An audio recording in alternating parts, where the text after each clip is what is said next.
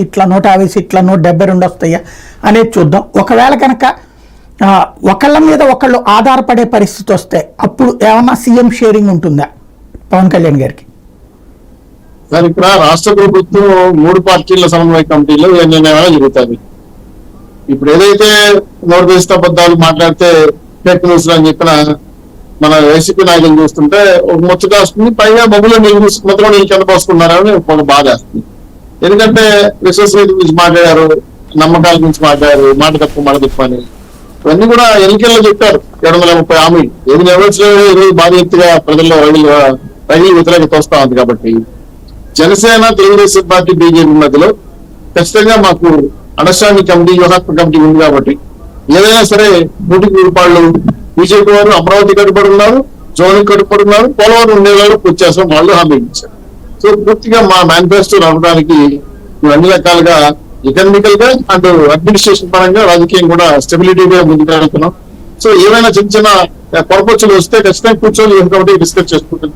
జగన్మోహన్ రెడ్డి లాగా ఇచ్చిన హామీలు పూర్తిగా తొమ్మిది వచ్చేసి 99.5% అని చెప్పిన అబద్ధాల హామీలని జనం విశ్వసించలేదు. కాబట్టి వ్యతిరేకంగా వచ్చింది. 29 లోపు ఒక్కసారన్నా సీఎం గా పవన్ కళ్యాణ్ చూడొచ్చా సార్? ఇప్పుడు నాకు తెలిసి పవర్ షేరింగ్ గురించి నాకు అంత అవగాహన లేదు. నేను చెప్పడం నా స్థాయి కూడా కాదు. ఏదైనా మాట్లాడుకోవాలంటే బాబు గారు, పవన్ కళ్యాణ్ గారు బీజేపీ అగ్రనాయకత్వం కూర్చుంటారు.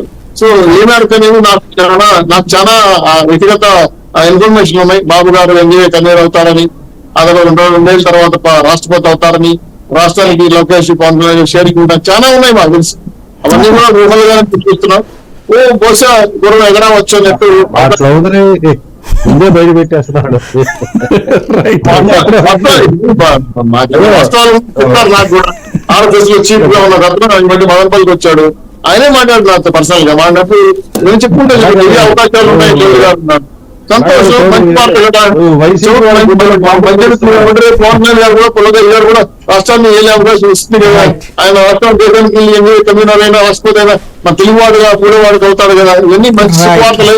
ఉండని మంచి కాలం ముందు ఆయన ఆశతో రైట్. ఫైనల్ గా రామ్ కుమార్ గారు.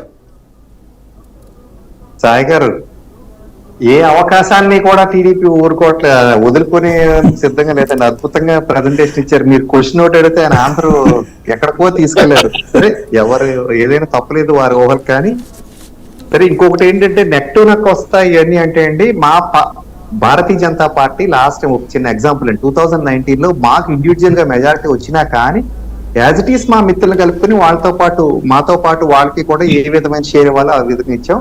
అదే విధంగా ఈసారి ఇక్కడ ఎన్డీఏ కూటమి ఏపీలో ఎలా వచ్చినా అందరూ కూడా కలిసిమెలిసి వెళ్తామండి. ఆ విధంగానే మాకు మా నాయకత్వం చెప్పున్నారు. దాని గురించి ఏం కొత్తగా ఆలోచించాల్సిన అవసరం లేదు. అయితే రాబోయే రోజుల్లో పవన్ కళ్యాణ్ గారు ఏ విధంగా అయితే చెప్పారో